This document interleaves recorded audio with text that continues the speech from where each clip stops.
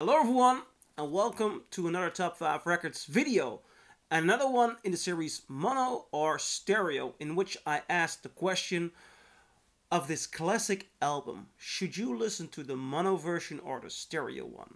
And is there a definitive version in that regard? And today I have a very interesting album.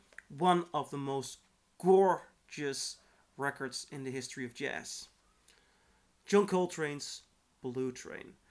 Now, what I'm going to do in this video, I'm going to compare from the recent Tone Poet audiophile reissues, this stereo one with this mono pressing.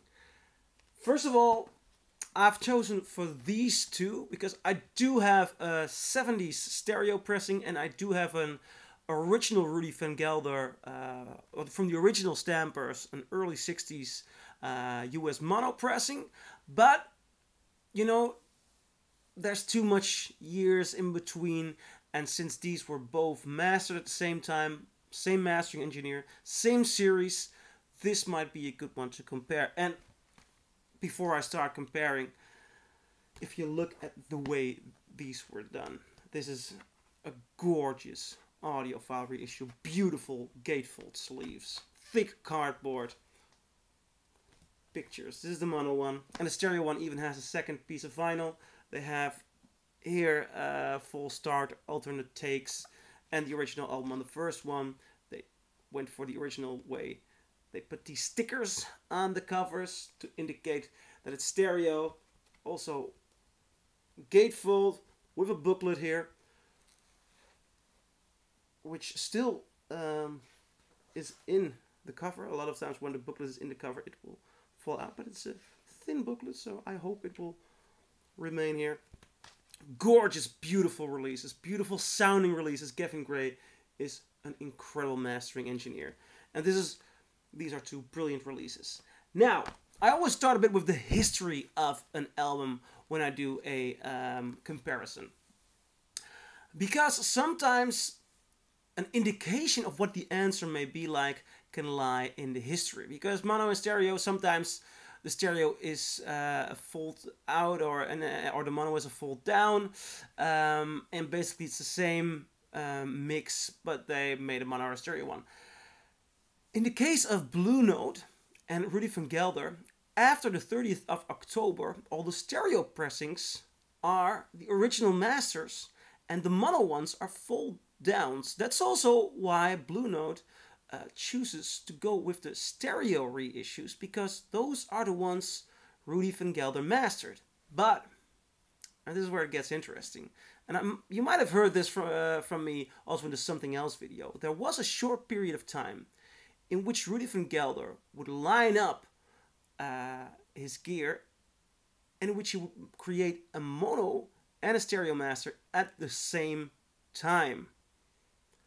So then it's a question which one to choose. And this one, John Coltrane's Blue Train, was from that period. I'm talking about March 1957 until the 30th of October 1958, a period of some gorgeous Blue Note albums. So which one to choose? Now, in this case, because there are two different masters from the same source, right? You know what I mean? From the same session, Blue Note gave us the possibility to choose. And it is interesting. When I first put on this mono one, I hear a gorgeous, gorgeous presentation. Beautiful, deep bass. It's detailed. It's so full. The highs are so incredibly there. And the lows, the bass just sounds brilliant. It's an audiophile delight. And then I go to the stereo, and I hear the same quality, the same detail, but with a different panning, of course, because it's stereo. And the interesting thing is, and the thing I noticed with this one especially, is that usually in the old days you have very rough and hard panning. This isn't roughly panned. It's a case in which the saxophone and the piano are put to the left, and the bass and drums are put to the right, but they have, well, I think bleeding might not be the right word, but they are, it could be bleed, you know, it could be coming from different microphones, but it is rather balanced. It's not that you can hear them in the middle, but the right channel has saxophone and piano, and the left channel has bass and drums. So in different volumes and in different, I'm not sure if there's also a difference in reverb, so that will maybe explain if it's bleeding or not. It's not center. It's not center. You sit down and you hear that there is a placing of musicians on this album, on this mix, and it makes it very spacious. It makes it gorgeous. It's like looking at a performance, and the placing of the artist, the instruments, creates a situation. Now, my advice. The thing is, it's from the same session, it's from the same source, it's from the same master, it's from the same mastering engineer, it's from the same same guy who mixed it. The true heart and soul of this album is in both the stereo and the mono. And the only question in this situation for me that counts is, do you prefer mono or stereo? Because mono sounds like mono, and the stereo gives you a beautiful wide image. Mono is beautifully concentrated, stereo is overwhelming. What do you prefer? This is a situation in which mono or stereo is just basically about your taste. Both give you a very good, detailed impression of this album. So it's up to you. My personal taste, I'm gonna switch. I'm definitely gonna switch. It also has to do with, and that I'll do that in a different video. I'm gonna compare some different pressings of this album. I'm gonna compare the Kevin Gray mono to the Rudy Van Gelder mono. I can imagine that I'd rather put on the Rudy Van Gelder mono first before this one, though it's a gorgeous repressing.